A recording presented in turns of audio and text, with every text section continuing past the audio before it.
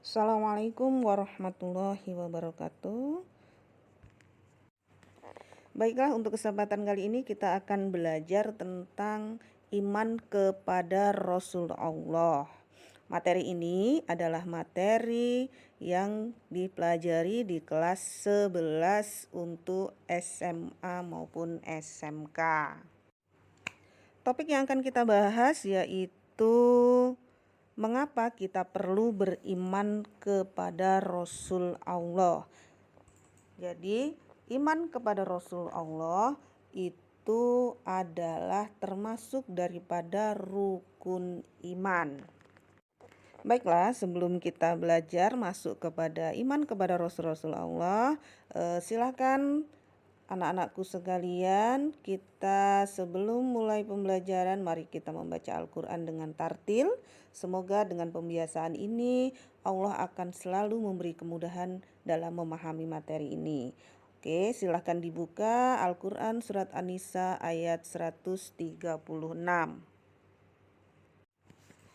Baiklah, silakan dibaca dengan tartil surat An-Nisa ayat 136.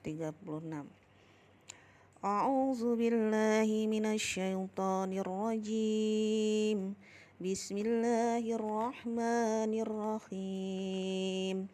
Ya ayyuhalladzina amanu aminu billahi wa rusulih wal kitabil ladzi nazzala ala rasulihi wal kitabil ladzi anzala min qabl wa may yakfur billahi wa malaikatihi wa kutubihi wa rusulihi wal yaumil akhiri wa qad dhalalan ba'ida.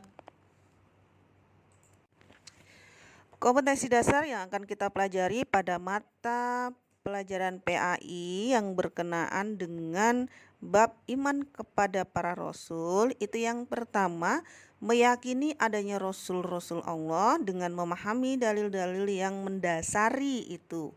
Kemudian yang kedua, menganalisis makna iman kepada rasul-rasul Allah, kemudian sifat-sifat rasul Allah, kemudian ciri-ciri orang yang beriman kepada rasul-rasul Allah. Jadi ada beberapa kompetensi dasar yang akan kita pelajari pada bab ini. Fokus yang akan kita pelajari itu meyakini adanya Rasul-Rasul Allah dengan memahami dalil-dalil yang mendasarinya. Ini fokus yang akan kita pelajari pada kesempatan saat ini.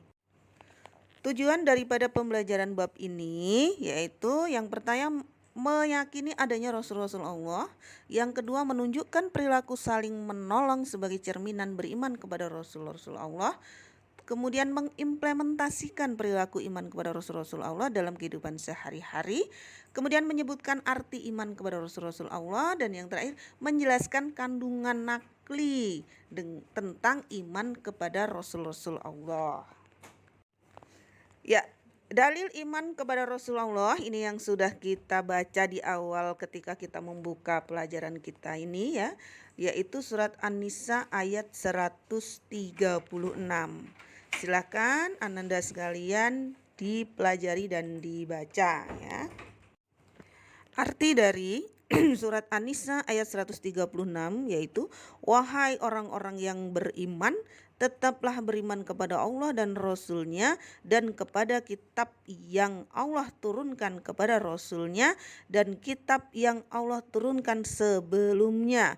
Barang siapa yang kafir kepada Allah, malaikat-malaikatnya, kitab-kitabnya, rasul-rasulnya, dan hari kemudian, maka sesungguhnya orang itu telah sesat sejauh-jauhnya. Kemudian di ayat yang lain, dalil iman kepada Rasul Allah itu dalam surat Al-Fat ayat 13. A'udzu billahi minasyaitonir rajim. Bismillahirrahmanirrahim.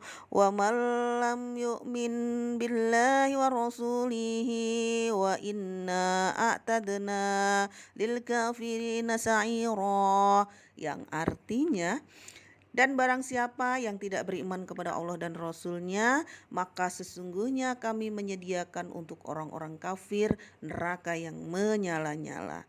Al-Fat ayat 13. Maknanya bahwasannya ketika kita beriman namun kita tidak beriman kepada Rasul Allah, maka Allah menyediakan tempat bagi kita untuk di neraka. Artinya orang yang mengakui rukun iman tapi menghilangkan salah satu rukunnya, dia termasuk orang daripada orang-orang kafir.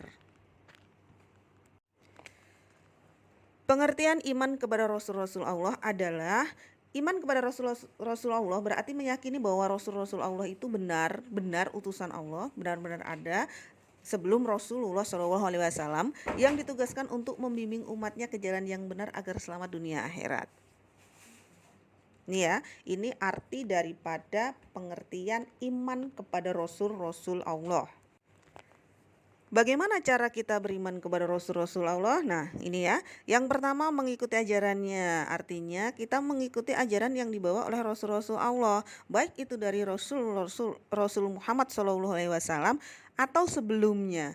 Karena semua ajaran yang dibawa oleh para rasul itu adalah sama, yaitu mengesahkan Allah, ya. Jadi menyembah Allah Subhanahu wa taala dan tidak ada yang lainnya. Jadi semua yang dibawa oleh Rasul-Rasul Allah itu adalah pengesaan kepada Allah, bukan ajaran-ajaran yang lainnya. Kalau berkenaan dengan ibadah, berkenaan dengan tata cara ibadah, itu kita tidak perlu mengikutinya. Tetapi ajarannya adalah ajaran kebaikan, kemudian ajaran untuk akidahnya menyembah kepada Allah yang Maha Esa, maka itu yang kita ikuti. Kemudian tidak membeda-bedakan Rasul Allah.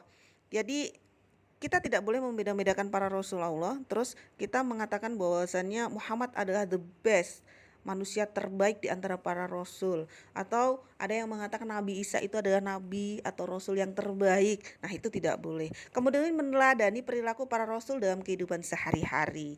Jadi contoh nih dari nabi atau rasul Allah, yaitu yang diberikan kesabaran yang luar biasa ketika tertimpa kondisi sakit, ya. Nah, itu kita perlu teladani kesabarannya yang luar biasa. Atau Rasulullah itu, Nabi Muhammad itu sabarnya luar biasa ketika beliau ini mau bepergian ke masjid, ya, diceritakan pada saat itu mau ke Masjidil Haram dilemparin dengan tai unta oleh orang-orang Quraisy, ya, kafir Quraisy. Beliau tetap sabar. Pulang bersih-bersih berangkat ke masjid lagi, ya. Itu kesabaran yang luar biasa yang perlu kita teladani.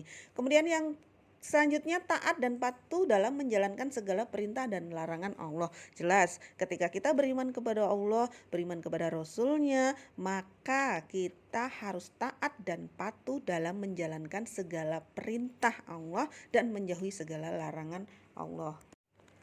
Oke, perbedaan Nabi dan Rasul nih, ini yang sering kita dapat ketika kita masih di tingkat SD, ya, bahwa Nabi itu untuk dirinya sendiri, mendapat wahyu untuk dirinya sendiri, kemudian Rasul untuk umatnya. Nah, kita benerin dulu persepsi kita. Perbedaan Nabi dan Rasul itu, Rasul adalah orang yang diberi wahyu dengan syariat baru, sedangkan Rasul dan sedangkan Nabi orang yang diutus Allah menjalankan dan mengokohkan syariat Rasul-Rasul sebelumnya. Jadi kalau Rasul itu mendapatkan syariat baru, kalau Nabi itu menjalankan syariat yang sudah dikasih kepada Rasul sebelumnya.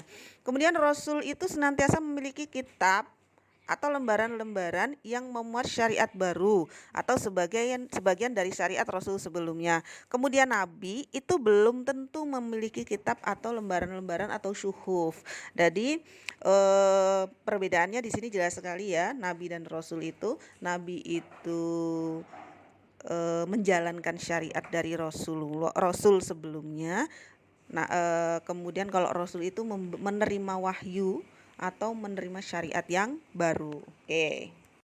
Oke, terima kasih untuk kesempatan pembelajaran kita kali ini. Kita cukupkan sampai di sini.